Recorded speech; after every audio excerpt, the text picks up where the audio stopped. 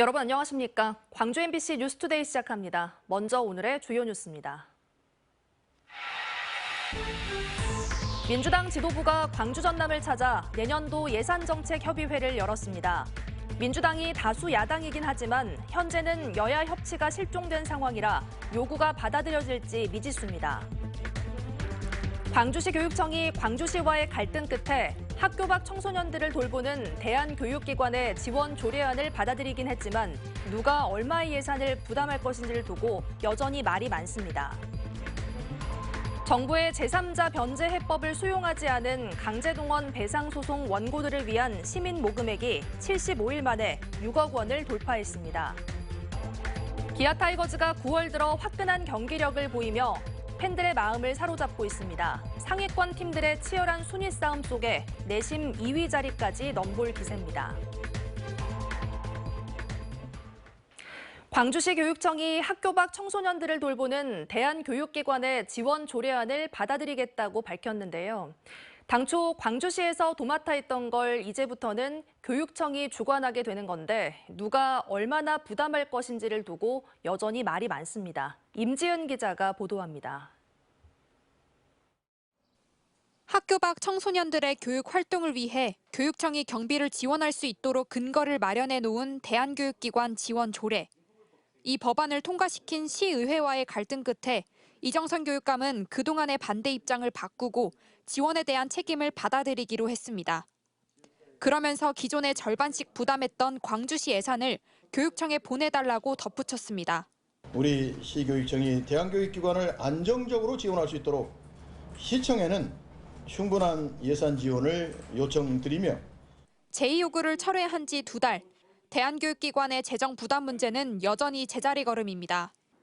누가 얼마를 더 낼 것이냐를 두고 시와 교육청이 입장을 좁히지 못하고 있기 때문입니다. 그 위원회에서 대한교육 등록기관 지원 안건이 미의결되었습니다. 시청과 교육청의 그 비용 분담에 대한 부분들이 서로도 고민해야 될 급식비와 인건비, 프로그램비 등에 필요한 대한교육기관의 재정 총액은 약 16억 원. 합의에 이르지 못하자 시의회와 교육연대는 교육청 65%, 시가 35%를 분담하도록 권고안을 내기도 했습니다. 원래 처음 입장은 20% 정도만 우리가 지원할 수 있다라는 게 시의 입장이었고요. 근데 이제 이것을 계속 우리 협의체에서 논의하면서 65% 대 35%로 이렇게 조율을 한 상태이고 광주시는 해당 권고안을 받아들이기로 했지만 교육청은 여전히 묵묵부답인 상태. 시민단체는 교육청이 제의 요구를 철회할 당시 적극적인 지원을 약속한 것과는 다른 행보를 보이고 있다고 비판합니다. 법률적으로 주요 업무라 예산이랑 그 부분에 대해서는 시교육청에서 좀 적극적으로 자기 일도 받아 안았으면 좋겠다는 게 저희가 계속 시교육청에 던졌던 메시지입니다. 시교육청은 오늘 시의회 시민연대와 만남을 갖고 예산 부담 비율 문제를 다시 한번 논의하겠다고 밝혔습니다. MBC 뉴스 임지은입니다. 오늘도 무더운 날씨가 이어지는 가운데 광주 전남 곳곳에서 소나기가 내리겠습니다. 광주지방기상청에 따르면 오늘 오후부터 광주와 전남 대부분 지역에 돌풍과 천둥 번개를 동반한 최대 20mm의 소나기가 내리겠습니다. 오늘 낮 최고 기온은 광주 30도, 담양과 화순 31도 등 30도 내외로 어제보다 1도가량 낮겠습니다. 아침 최저 기온은 19도에서 22도로 일교차가 10도 이내로 크게 벌어지는 만큼 건강관리에 각별한 주의가 필요합니다. 더불어민주당 지도부가 광주 전남을 찾아 예산정책협의회를 열었습니다.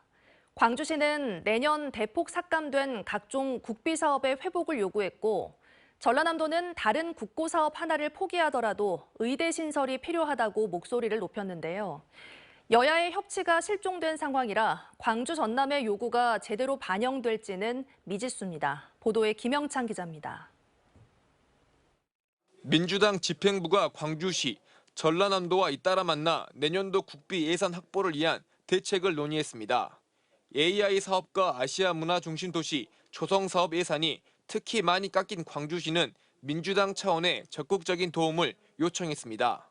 AI 사업하고 미래차, 광주에 대표되는 두 개의 사업에 대해서 올해 대비 38%나 삭감이 되었고 R&D 분야는 우리 시가 요구한 액수의 26%만 반영된 이런 상황입니다. 전라남도도 정부의 긴축 기조 속 예산 확보를 위한 당 차원의 지원을 요청했습니다. 특히 김영덕 지사는 의대 신설이 된다면 다른 예산을 덜 받아도 수용하겠다며 의대 신설에 대한 강한 의지를 보였습니다. 지방비는 이미 확보되어 있고 저희들은 국가보조사업, 정 어려우면 국가보조사업 하나를 포기하고서라도 하겠다 이런 의지를 갖고 있기 때문에.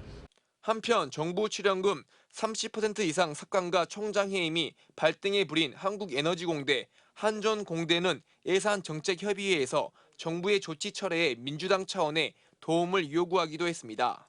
이 같은 요구에 대해 민주당은 내년도 정부 예산 편성이 사실상 감액 편성이라고 비판하면서 예산 확보에 최선을 다해 지역 현안을 챙기겠다고 말했습니다. 최대한 살려낼 것은 살려내고 지킬 것은 지키는 그런 예산 심의가 될 수 있도록 저희들이 정말로 죽을 힘을 다해서 노력하겠다는 그런 말씀을 드리겠습니다. 하지만 이재명 민주당 대표의 단식이 이어지고 있음에도 대통령실과 정부 여당이 전혀 움직이지 않는 등 여야 협치는커녕 정치 자체가 실종된 상황이어서 광주시와 전라남도의 요구가 제대로 반영될지 걱정하는 목소리가 여기저기서 나오고 있습니다. MBC 뉴스 김영창입니다. 전남권 국립호국원이 장흥에 들어섭니다. 전남 지역 국가유공자들은 그동안 지역에 국립묘지가 없어 사망한 뒤 다른 지역에 안장해야 했는데요. 앞으로 유가족들의 불편이 크게 줄어들 것으로 보입니다. 박종호 기자가 취재했습니다. 장흥군 금산리 일원입니다. 이곳에 전남권 국립호국원이 들어섭니다. 국가보훈부는 사업비 497억 원을 들여 2만 기의 봉환시설 등을 오는 2029년까지 조성하기로 했습니다. 전남 지역 국가유공자는 지역에 국립묘지가 없어 사망 후 타 지역에 안장해야 해 유가족들이 최대 6시간 이상 이동해야 하는 불편이 있었습니다. 하지만 광주 전남 어디에서든 1시간 이내에 접근성을 갖춘 장흥이 전남권 국립호국원 부지로 확정됨에 따라 유가족들의 편의성이 크게 개선될 것으로 보입니다. 너무 멀리 있어서 좀 불편했었고 다니신 분들이 전부 노인들이다 보니까 거동도 불편하신데 거기까지 참배하러 다녔던 것이 너무 불편했던 점이 많았습니다. 장흥 국립호국원 부지는 대부분 국공유지로 부지 확보가 용이해 사업기간 단축과 조성 비용도 절감될 것으로 보입니다. 유공자들이 장을 많이 방문할 거라고 그렇게 생각을 해서 지역 경제뿐만 아니라 관광 자원에도 큰 도움이 될 거라고 그렇게 확신하고 있습니다. 전라남도도 호국원을 추모뿐 아니라 역사를 기억하며 자연과 더불어 휴식하고 힐링하는 공간으로 조성한다는 구상입니다. 한편 전남 지역 보훈단체는 전남권 국립호국원이 조성되면 임실이나 대전 등에 안치돼 있는 지역 유공자들을 장흥으로 안치할 예정입니다. MBC 뉴스 박종호입니다. 지난 3월 치러진 동시조합장 선거와 관련해 154명이 재판에 넘겨졌습니다. 광주지검은 제3회 농협수협산림조합 조합장 선거사범 301명을 입건해 수사한 결과 6명 구속을 포함해 154명을 기소했다고 밝혔습니다. 조합장 당선자 가운데는 39명을 수사했는데 재판에는 17명을 넘겼다고 덧붙였습니다. 입건자 별로는 금품선거 사범이 70%로 가장 많았고 흑색선전 10% 등의 순이었습니다. 한국노총 소속 광주 공무직 노조위원장이 채용 알선을 대가로 금품을 받았다는 의혹이 있어 경찰이 수사하고 있습니다. 광주 서부경찰서는 지인들의 채용을 알선해주겠다며 돈을 받은 혐의로 광주 서구청에서 일하는 공무직 노조위원장 김모 씨에 대해 사전 구속영장을 신청했습니다. 김 씨는 지난 2021년부터 최근까지 청소원 채용 알선을 목적으로 지인 6명으로부터 2억 9천만 원을 받은 혐의입니다. 광주지법 이광원 부장판사는 전화 금융사기 등의 혐의로 기소된 30살 정모 씨 등 2명에 대해 징역 5년의 실형을 선고했습니다. 이들은 휴대전화가 물에 빠져 보험에 들어야 한다는 등의 허위 문자에 속은 피해자들의 개인정보를 빼낸 뒤 3명에게서 2억 4천여만 원을 뜯어낸 혐의로 기소됐습니다. 이 판사는 곤경에 처한 자녀를 도우려는 피해자들의 심리를 악용해 죄질이 불량하다며 실형 선고의 이유를 밝혔습니다.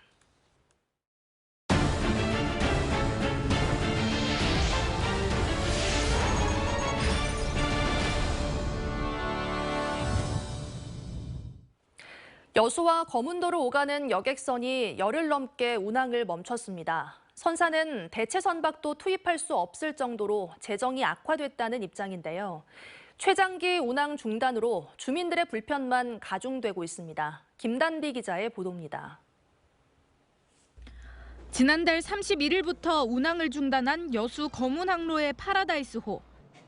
열흘 사이 벌써 3차례나 결항 기간이 연장됐습니다. 결항 이유는 선박 정비 때문. 통상 선박 정비 기간에는 선사가 다른 배를 투입해야 하지만 못하고 있습니다.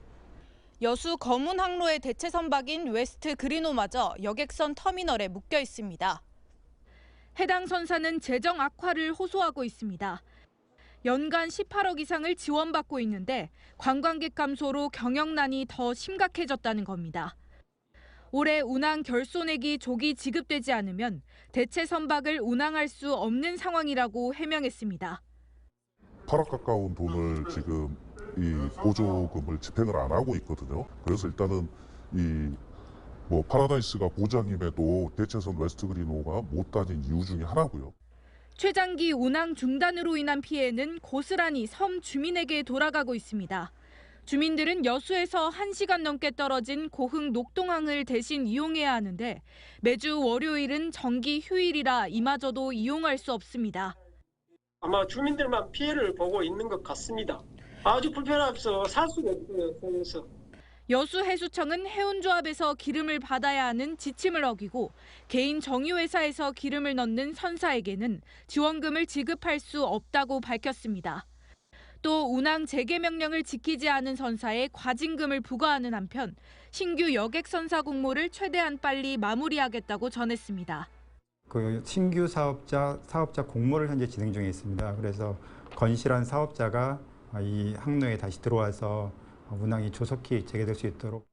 여수시는 여수 거문항로 운항이 재개할 때까지 섬사랑호 운항 구간을 확대하고 여수 녹동 무료 셔틀버스를 증편하기로 했습니다. MBC 뉴스 김단비입니다. 기아 타이거즈가 9월 들어 화끈한 경기력을 선보이며 팬들의 마음을 사로잡고 있습니다. 상위권 팀들의 치열한 순위 싸움 속에 내심 2위 자리까지 넘볼 기세입니다. 보도에 조현성 기자입니다. 최고령 4번 타자가 대타로 나와 말루 홈런을 치고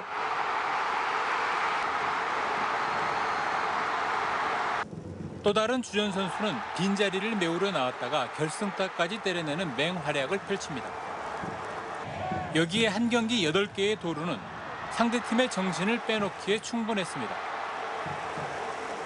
9연승 후 2연패로 주춤하는가 싶던 호랑이들이 리그 선두팀을 상대로 다시 힘을 내며 가을 야구에 대한 기대를 한층 키웠습니다. 30경기를 남겨둔 현재 팀 순위는 5위 SSG와 게임차 없는 4위. 3위 NC를 1경기 반, 2위 KT는 2게임 차로 쫓고 있습니다. 변수는 아시안게임에 따른 선수 차출입니다. 기아에서는 이의리와 최원준, 최지민 선수가 빠지게 됩니다. 선수 소집일은 오는 23일. 때문에 기아로선 선수 차출이 없는 이번 주와 다음 주까지 최대한 승수를 쌓아야 합니다. 그나마 이 기간 12경기 가운데 10경기를 체력 소모가 적은 안방 경기로 치를 예정이어서 상대적으로 유리한 조건을 최대한 살려야 하는 과제를 안고 있습니다. 기아는 이번 주 삼성과 원정 1경기를 치른 뒤 광주에서 롯데와 2번, 두산과 3번 맞붙습니다. MBC 뉴스 조현성입니다.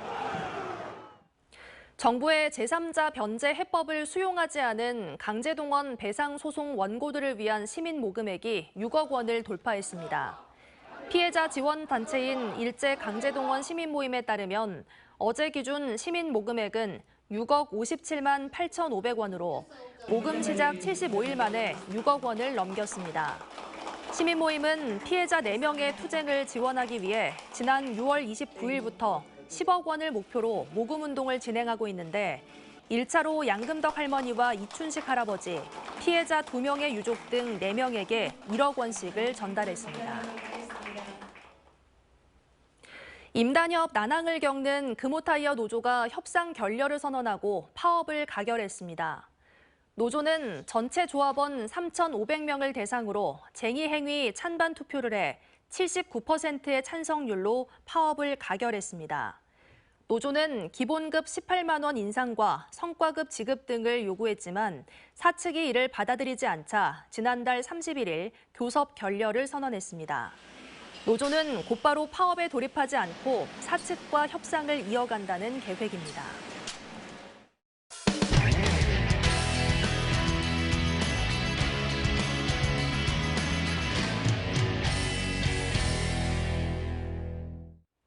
소설 메밀꽃 필 무렵의 배경인 평창 봉평에서 효성문화제가 개막했습니다. 50만 제곱미터의 메밀밭 가득 소금물 뿌린 것처럼 하얀 메밀꽃이 피었다고 하는데요. 원주문화방송 윤하은 기자가 현장에 다녀왔습니다. 파란 하늘 아래 끝없이 펼쳐진 메밀꽃밭. 활짝 핀 하얀 메밀꽃들이 간간히 불어오는 바람에 흔들리며 꽃물결이 일어납니다. 산허리는 온통 메밀밭이어서 피기 시작한 꽃이 소금을 뿌린 듯이 흐뭇한 달빛에 숨이 막힐 지경이다라는 소설 속 문장 그대로 설레는 장관을 이룹니다. 양산을 받쳐들고 구경을 나온 사람들은 너나 할 것 없이 사진을 찍으며 추억을 남깁니다. 엄마가 책도 좋아하시고 그래서 문학축제라 그래서 되게 카메라 새로 오랜만에 다 같이 넷이서 모였거든요. 근데 꽃 되게 많이 펴서 되게 좋은 것 같아요. 허생원과 성서방네 처녀가 사랑을 나눴던 물레방앗간을 엿보고 나귀와 함께 건넜던 섭다리를 건너보며 소설 속 주인공이 된 기분을 느껴봅니다. 구름도 오늘 너무 예쁘고 거기에 또 이 메밀꽃이 하얘니까 더욱더 예쁜 것 같습니다. 사실 서울에서 이런 거는 보기가 어려운 건데 또 강원도 와서 이 메밀꽃도 보고 또 메밀국수도 먹고 너무너무 좋습니다, 오늘. 2019년을 끝으로 코로나19와 날씨 등의 영향으로 계속 열리지 못했던 평창 효석 문화제가 4년 만에 다시 열렸습니다. 백일장, 효석 문학상 시상식, 이호석 작가 유품 전시 등 문학 행사는 물론 마당극, 전통 공연, 치유 콘서트 등 다양한 볼거리가 매일 펼쳐집니다. 뗏목 체험, 레이저쇼, 소원 등 띄우기, 문학 열차 등 다채로운 체험도 할 수 있습니다. 메밀꽃밭 전체에 야간 조명을 설치하고 봉평면 시가지와 흥정천을 따라 조성된 달빛 트문 낭만로드도 임시 개장해 가을밤의 낭만을 선사합니다. 낮에 보는 메밀꽃과 달밤에 보는 메밀꽃은 현저히 다릅니다. 아마도 곁에 가는 누군가가 가면 손잡고 거닐고 싶은 충동을 느끼리라고 봅니다. 그래서 하얀 메밀꽃밭에서 소설 속 낭만을 만끽해 볼 수 있는 효석 문화제는 오는 17일까지 계속됩니다. MBC 뉴스 윤하은입니다. 세계 스카우트 잼버리가 열렸던 새만금 야영장 부지가 쓰레기 방치로 눈총을 받고 있습니다. 스카우트 대원들이 떠난 지 한 달이 넘어서고 있지만 뒷정리는 전혀 진행되지 않고 있는 건데요. 야영지를 농지로 원상복구하고 반납해야 할 시기까지 다가오면서 조직위원회의 미숙함이 또다시 도마에 오르고 있습니다. 전주문화방송 전재웅 기자의 보도입니다. 와, 여기 애벌레도. 쪼그라든 소시지에서 구더기가 들끓습니다. 음료는 박스째에 버려져 있고 간식 포장지는 빛이 발해 색깔마저 흐릿합니다. 조기 퇴영을 결정하고 부랴부랴 떠난 자리에 쓰레기가 넘치면서 악취를 풍기고 있습니다. 스카우트들이 떠난 지 한 달이 지났지만 이렇게 쓰다 남은 부탄가스가 여기저기에 방치돼 있고 먹다 남은 식재료도 그대로 남아 있습니다.